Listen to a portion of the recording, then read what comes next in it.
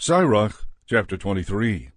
O Lord, Father and Master of my life, do not abandon me to their designs, and do not let me fall because of them. Who will set whips over my thoughts, and the discipline of wisdom over my mind, so as not to spare me in my errors, and not overlook my sins? Otherwise my mistakes may be multiplied, and my sins may abound, and I may fall before my adversaries, and my enemy may rejoice over me. O Lord, Father and God of my life, do not give me haughty eyes, and remove evil desire from me. Let neither gluttony nor lust overcome me, and do not give me over to shameless passion. Listen, my children, to instruction concerning the mouth. The one who observes it will never be caught. Sinners are overtaken through their lips. By them the reviler and the arrogant are tripped up. Do not accustom your mouth to oaths, nor habitually utter the name of the Holy One. For as a servant who is constantly under scrutiny will not lack bruises, so also the person who always swears and utters the name will never be cleansed from sin. The one who swears many oaths is full of iniquity, and the scourge will not leave his house.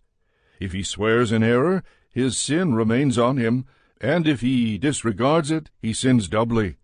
If he swears a false oath, he will not be justified, for his house will be filled with calamities.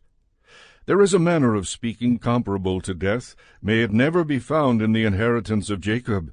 Such conduct will be far from the godly, and they will not wallow in sins.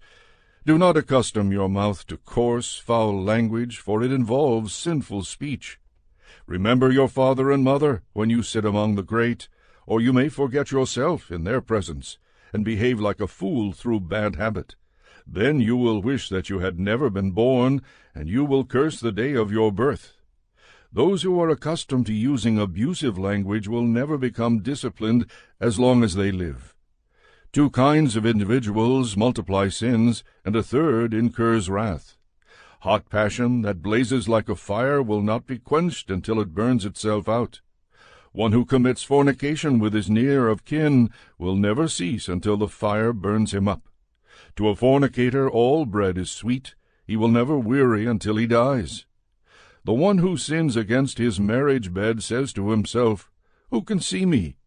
Darkness surrounds me, the walls hide me, and no one sees me. Why should I worry? The Most High will not remember sins." His fear is confined to human eyes, and he does not realize that the eyes of the Lord are 10,000 times brighter than the sun. They look upon every aspect of human behavior and see into hidden corners. Before the universe was created, it was known to him, and so it is since its completion. This man will be punished in the streets of the city, and where he least suspects it, he will be seized. So it is with a woman who leaves her husband and presents him with an heir by another man. For first of all, she has disobeyed the law of the Most High. Second, she has committed an offense against her husband. And third, through her fornication she has committed adultery and brought forth children by another man. She herself will be brought before the assembly, and her punishment will extend to her children. Her children will not take root, and her branches will not bear fruit.